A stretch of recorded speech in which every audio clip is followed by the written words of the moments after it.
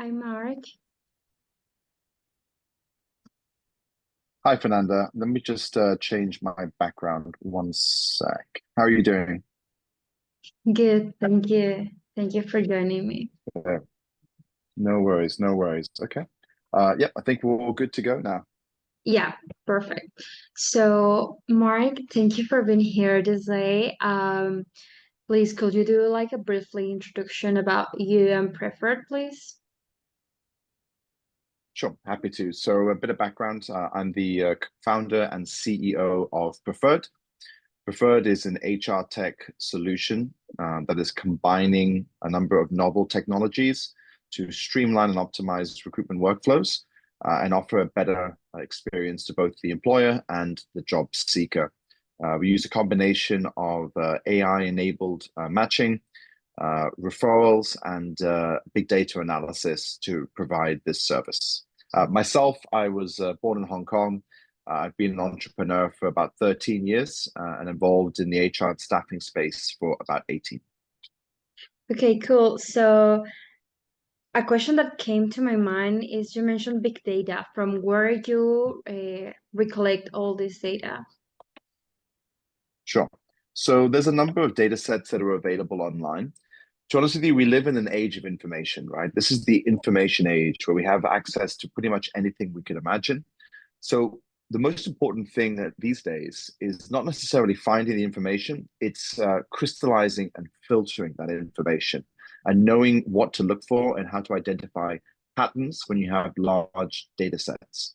So I'll give you an example of some of the things that we're doing by scraping publicly available databases. That can include not just social media, but websites of actual companies, aggregators, and other sources of information. You can start to identify patterns. So I'll give you an example. One of the companies that we've been analyzing, they'll post hundreds of jobs on a daily basis. They have thousands of employees across multiple jurisdictions. But what's quite interesting is there are certain universities that they tend to hire from. And then within that, there are certain courses that they also tend to like from those universities. So if you're thinking about it from a candidate perspective, if you've got 200 candidates that are going in for a role, but out of that, maybe two or three are coming from organizations that this firm tends to hire from and from courses that have been studied at these universities, those individuals are going to have a higher chance of getting hired. Now, whether that is ethically or morally the right thing is a different question because then you have cognitive bias and other biases in hiring. That's a separate issue. But if you're just trying to identify what is it that an employer is looking for, those are the kind of trends that you can identify with these types of big data sets. hmm So, when you're trying to analyze these kind of patterns, I guess you talk with a company and ask them what exactly are your needs and then identify those patterns like that could be useful for them or how you automatize this part in preferred. Yeah, so look, the truth is we're not a fully automated solution, and I don't believe a fully automated solution is the right answer either. As I'm sure all of us know, we've all been involved in hiring or job seeking, and in our lives, we will all do both. Now, traditionally, that was done one way. Then LinkedIn came about, and the way that hiring occurred changed. That was probably the last major shift that we saw in hiring. What's happening now in the last sort of 2 years with the proliferation of AI tools is that we're seeing another seismic shift, a paradigm shift in the industry, and everybody needs to adapt to this new era. So for us, we believe that there is a lot of automation that can be done. We believe that there are various ways that these processes can be systemized, but the truth is, we also still have humans, sitting behind and performing various functions. But the key thing is before there was a limitation to what one person could do based upon their time and the tools available to them. The difference is now a lot more can be done. So you can arm your customer success managers, for example, with various tools to allow them to manage more client relationships. So we still have a customer success team that is speaking with the employers because the reality is there may be issues, there may be questions, they may just want to have an interaction with a human being. But the difference is, whereas in a traditional recruitment agency, you may only have 10 or 12 relationships, A customer service manager can, can look after double that, if not more, as long as the time is being used effectively. And what that means is we don't expect people to come in and be putting in, crazy long hours either. That's not what we're talking about. It's about optimizing the time that you have available to be able to perform the task that you need to do and then still have some work-life balance at the end of it. So that's what I mean. So there's still a human interaction on that side. But a lot of other parts of it, when it comes to the matching between the CV and the job description, when it comes to assessing other qualitative factors or skills-based factors, that can be automated. And then when it comes to the referrals and the referral engine, that can also be automated now. Okay, so I have two questions here. Mhm. You mentioned that, of course, we can't automatize everything, but what do you Mhm. think their actual recruiting firms are doing now that they can do better to automatize their business? Yeah. So I think, look, we sit at a nexus between jobs boards and recruitment agencies. We sort of sit in between the two because we have a job posting function, but we also offer targeted and incentivized referrals. And for that, we charge a small success fee, about a third of what traditional agencies charge. Now, I've obviously come from an agency background and I've been involved in that space on and off for about 18 years. So like I mentioned, the last major change I saw was LinkedIn when people started to put their CVs on public display. And really, there wasn't much innovation until about 2 years ago when ChatGPT and now a multitude of other AI tools became available. So, what is already happening? Recruitment agencies are using these tools to help them write emails. They're using the AI writers to basically help them come up with all the content. Many of them are using AI tools to come up with automated email responses. Let's say an individual applies to a role where they have posted either themselves directly or through a jobs board or through a social media. They will use an AI agent to automatically respond to that email, sometimes do the first list of questions to vet that profile. Then they may have a call that is still conducted by a consultant. There are also now some AI chatbots that can even do automated voice calls now, short 30, 60-second calls, but that is also something that can be used by some agencies. And then, as mentioned, the email is written by an AI, sent out. These can also be scheduled using things like Boomerang, for example, on Google Mail. Then there are also, in addition to that, ATS, applicant tracking software tools that the recruiters can plug in, other things that we're seeing. I know that in-house, some recruitment agencies will also have vetting tools. So they will have a CV, they'll have a job description, and they would sort of get like a score on how relevant that candidate profile would be for the job description. So these are some of the tools that recruitment agencies are already using, and I'm sure there are going to be more and more applications coming through over the next few months and years. Yeah, definitely. So I question myself about because you saw a problem in the recruiting niche.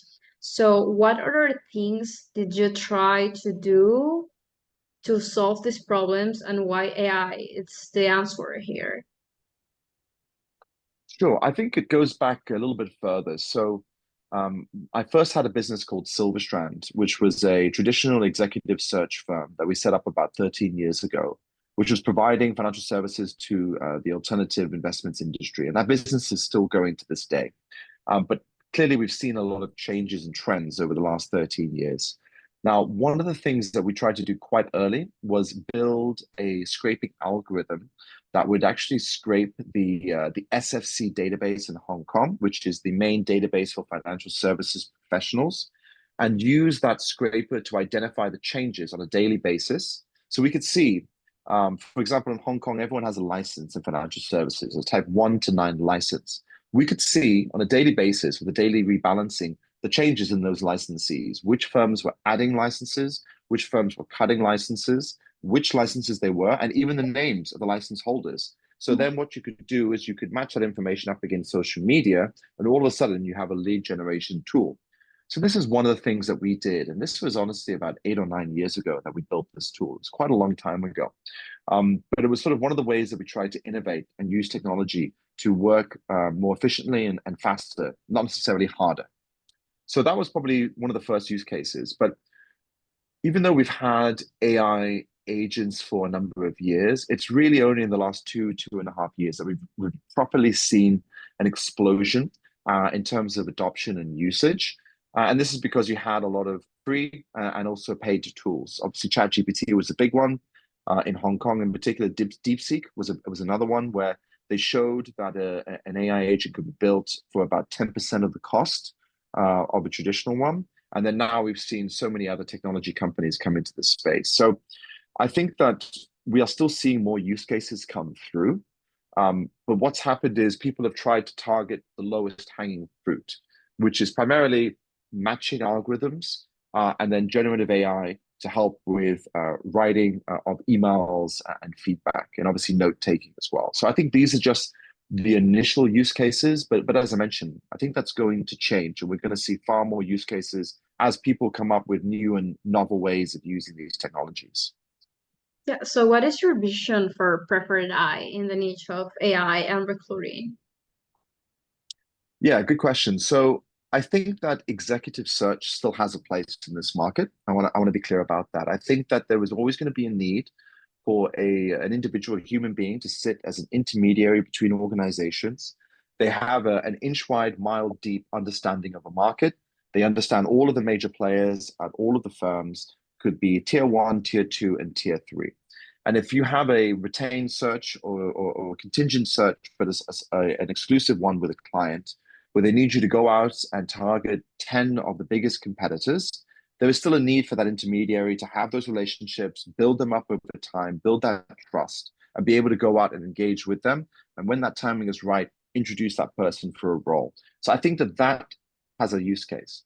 What Preferred is trying to address is maybe the 70 to 80% of the rest of the recruitment market, which can include contracting, which can also include EOR and BPO, so employer of record and business process outsourcing, as well as also a lot of other contingent recruitment.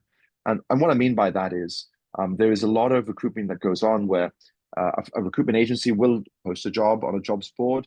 They will receive a CV from that jobs board, and they will introduce that CV to a client. And the truth is, they're sort of performing a function that doesn't necessarily need to exist. The in-house talent acquisition can post that job and receive the CV and still follow up and do that directly. So what's been happening in the last 2 years is a lot of recruitment agencies are seeing this now happen in real time.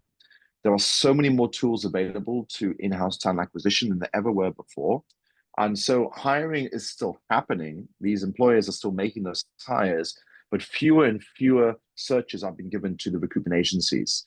There are still retained and exclusive hires going on with executive search firms. And I think that that will continue.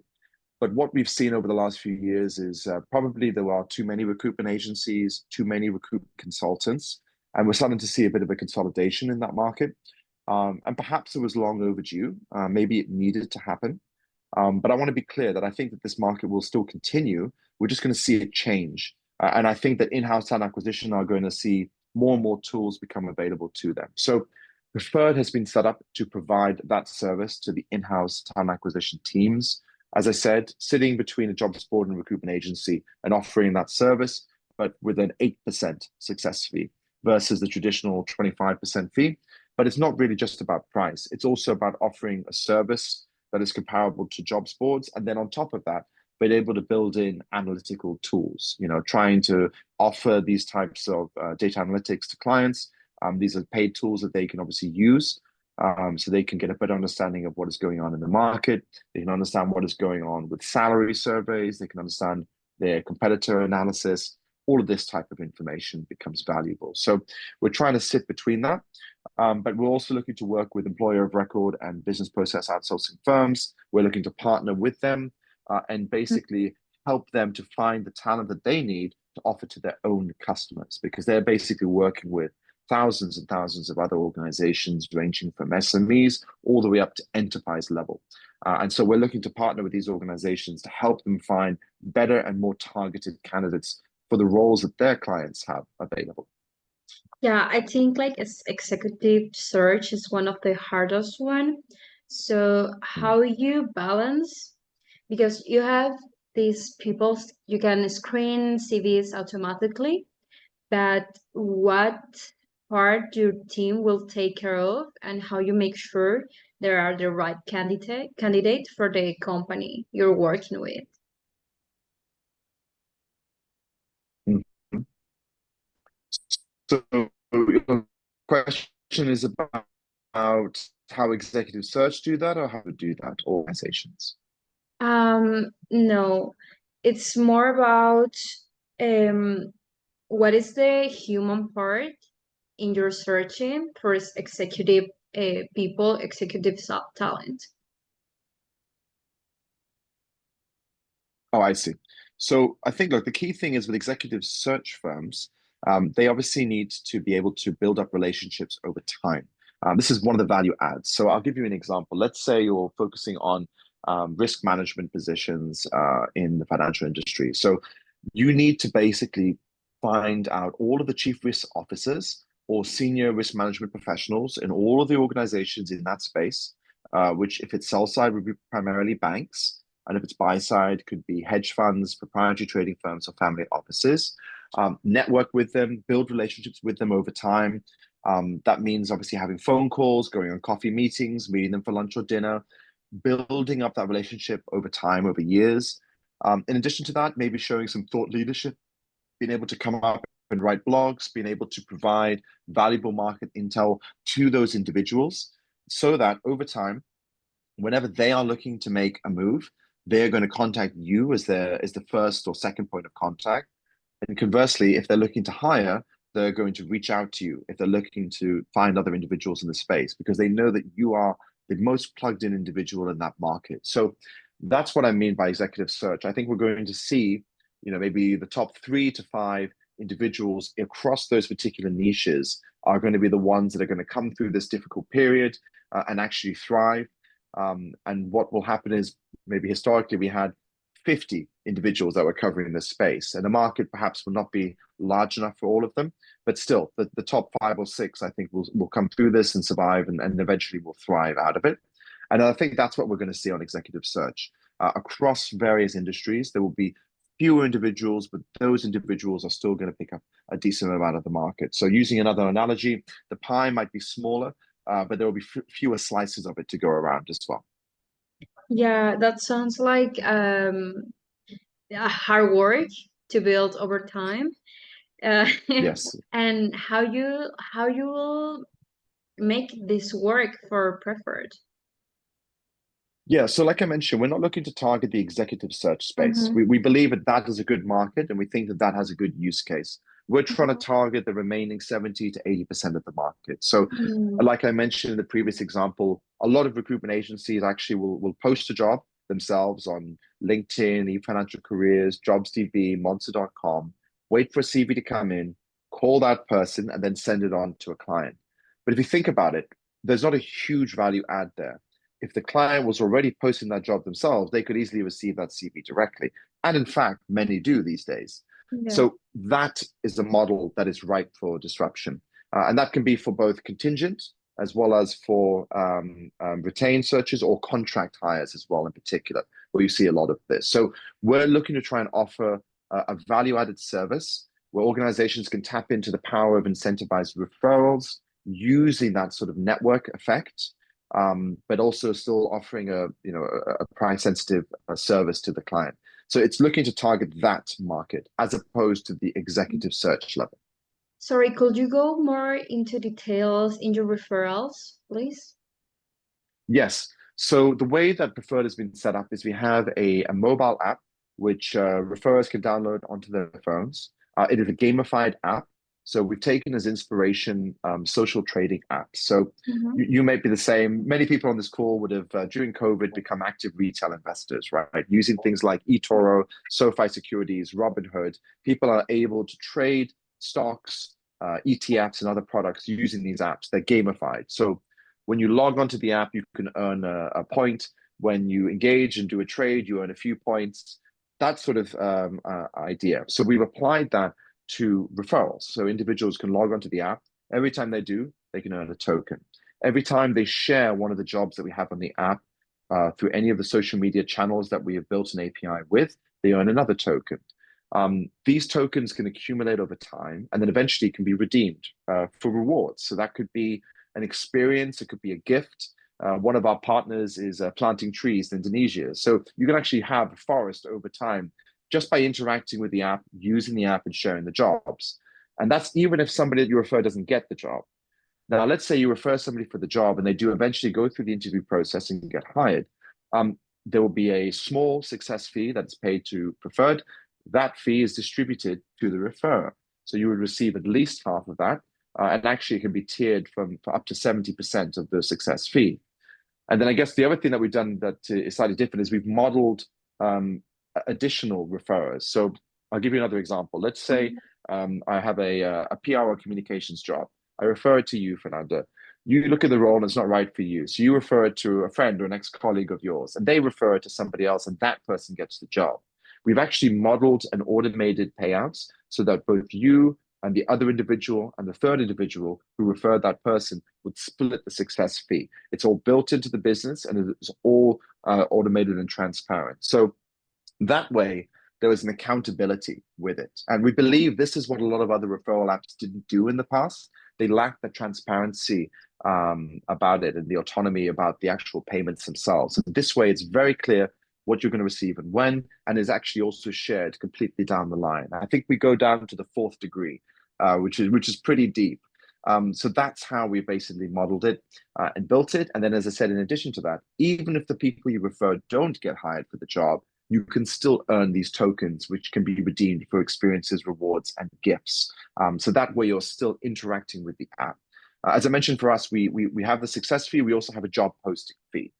Which, if maybe your next question was then, how are we able to pay these rewards? And that's how it would come from there. Yeah, also I have this question because I saw these referrals like a strategy to grow. And of Mhm. course, it's open for everyone who wants to use it.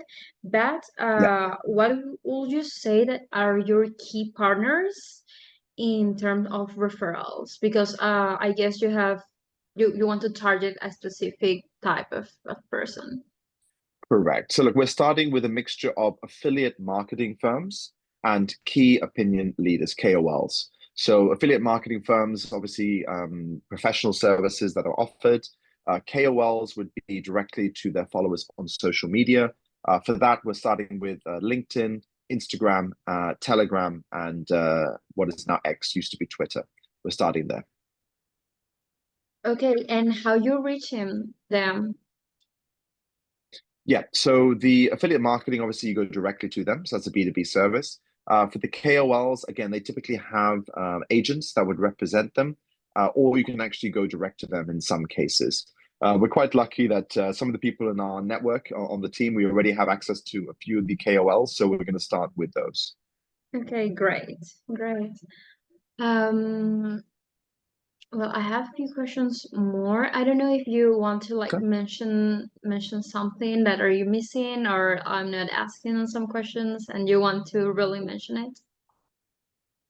No, no, actually, it's pretty good. I think we're getting to go through the industry as well as for the product.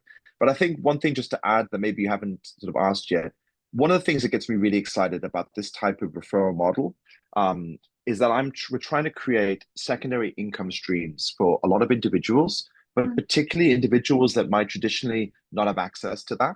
So I'll give you some examples. We want to try and create a level playing field that so that anybody, no matter their demographics, no matter their age, no matter their sex, no matter where they're based, have the ability to refer people in their networks who are suitable for a role. Realistically, you just need a mobile phone and access to people that you know and trust. Now, one thing to note is, of course, we're trying to limit spam. That's the last thing we want is one person to just contact all 500 people on their mobile phone and share every role with them. That makes no sense. So the way that we've modeled it is you are only allowed to refer the top 3 to 4 people for a specific role that you know. So you do need to put a bit of thought into this, okay? Again, if there's a PR or communications role, I'm only going to refer the top 3 or 4 people for that position. let's say there's a language requirement and they need somebody who does have Spanish. I'm not going to send somebody who only has Mandarin, right? So that already kind of limits it. So that's one thing that we've done. But coming back to my earlier point, what gets me really excited is that this is going to create secondary income streams to maybe individuals that are younger, that are in university, that know older family or friends who are working already. They will be able to generate some secondary income streams this way. It could be women perhaps that are connected and not able to work full time themselves, but want to have a little bit of financial independence. They will be able to earn this way. Maybe even also individuals that have certain disabilities. I mean, they cannot go into a workplace, but have got a network. Again, they will be able to earn income streams this way. So that's actually what gets me quite excited. I'm not looking to try and get recruiters going from using their existing model to using preferred.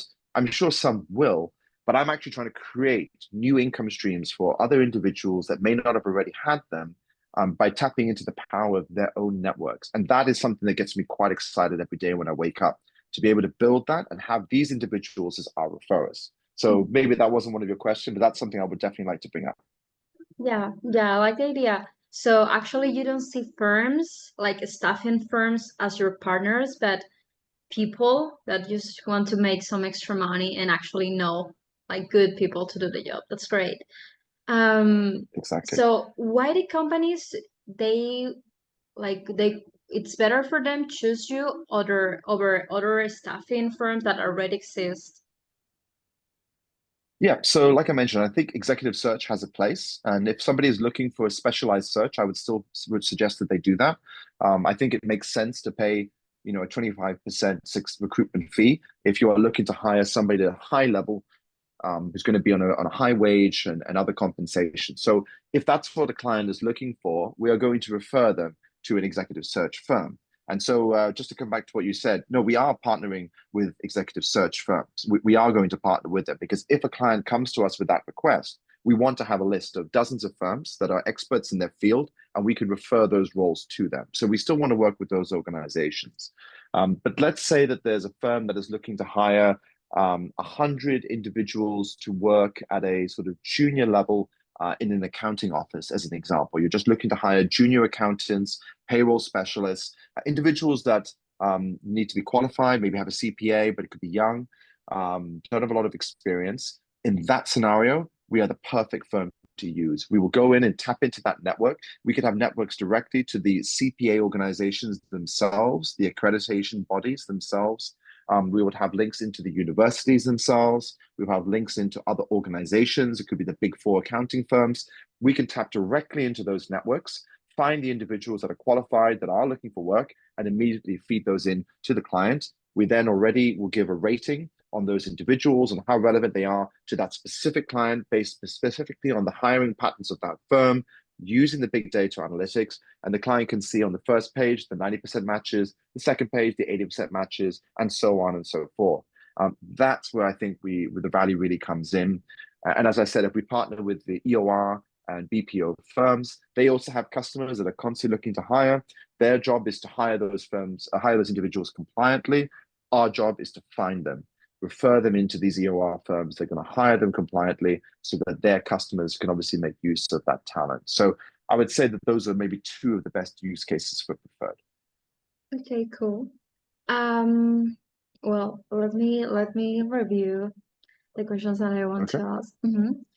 Um,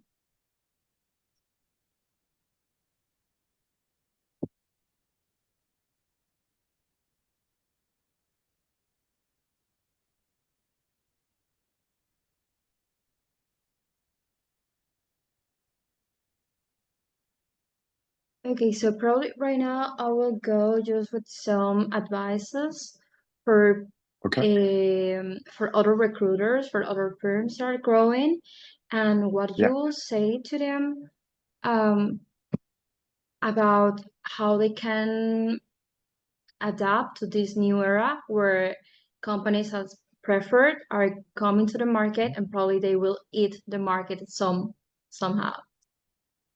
Yeah. I think, look, what I would say to recruiters out there is the ones that are working on contracting roles might be okay for the time being. Uh, because they've got good relationships there, and that's recurring revenue. And there's a chance that we may end up also partnering with those organizations to help find those contractors. I would say that anyone in executive search, particularly retained, should be safe because they have the expertise there. If you're not in a retained search firm, you're working on a contingent basis, and you're looking to find permanent rather than contract workers, you need to take an executive search methodology. What I mean by that is you should probably rely, less and less on using jobs boards, posting jobs and just speaking to that candidate and sending it into the client. I think that model has been disrupted already, and it's going to continue to be disrupted.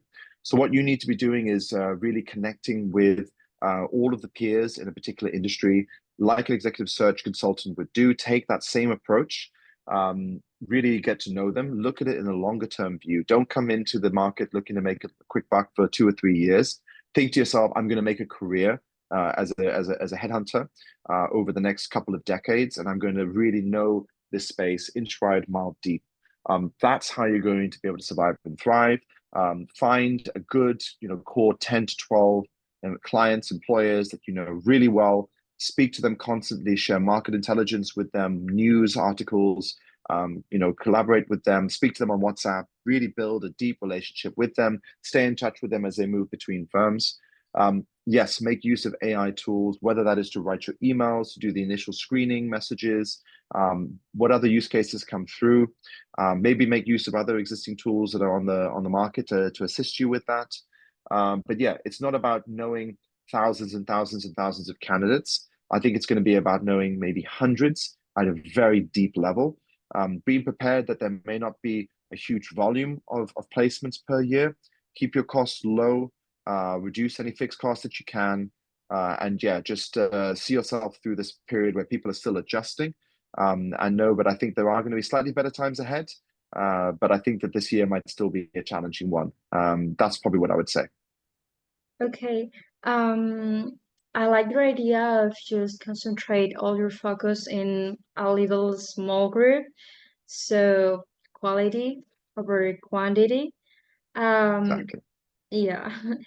So what for you like make a good talent good enough to place it with a company? And right now I'm not talking about prefer, but more about what you feel in your gut or with your energy that you can feel or the knowledge they have. Like what are you looking for in someone when you decide, oh, probably I want to keep this person in my small circle and build a relationship with them. I see. So what are the things that identify in a candidate that would make me want to sort of keep building that relationship with them? Is that what you're asking? Yes. Yeah. Okay. So I think that it really depends on the specifics of the client and the role is the truth. Obviously, some positions, it's more about having the quantitative skill set, certain programming languages, for example, for a technology role. Whereas for maybe a sales or partnerships manager, it's about having soft skills, being able to build rapport quickly and relationships and communicate effectively. So you need to kind of understand what it is that your clients are going to be looking for, depending on the roles that they're hiring for. So it's a little bit hard to say. Um, I've obviously covered many industries in the past. Mostly it's been financial services, mostly it's been alternative investments, and primarily it's been traders and portfolio managers. So those individuals tend to have a very good control of risk. They are able to make big decisions involving large sums of money whilst keeping a cool head. So those individuals may be good communicators, but may not always be. What's more important is that they're able to keep a good control of themselves. They're composed under pressure.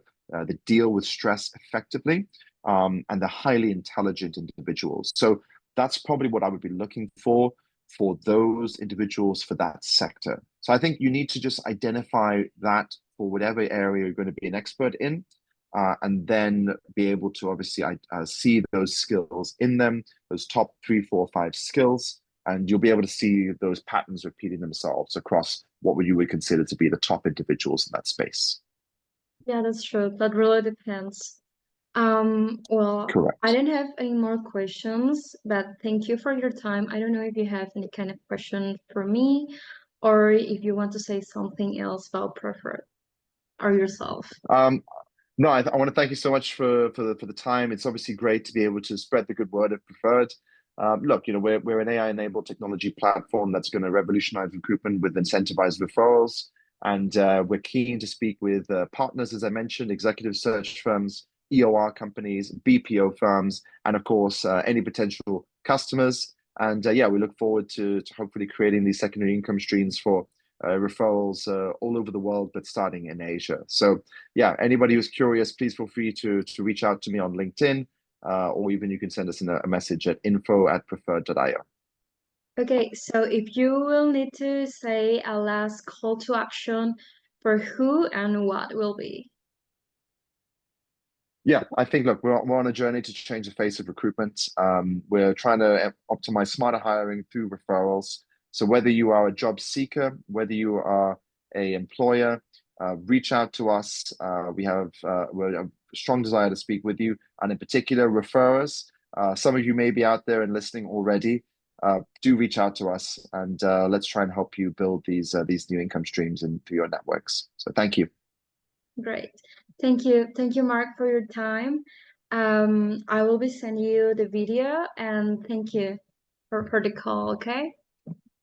Perfect. Great to speak with you, Fernando, and hopefully be one of our referrers too. Yeah. Thank you. Bye.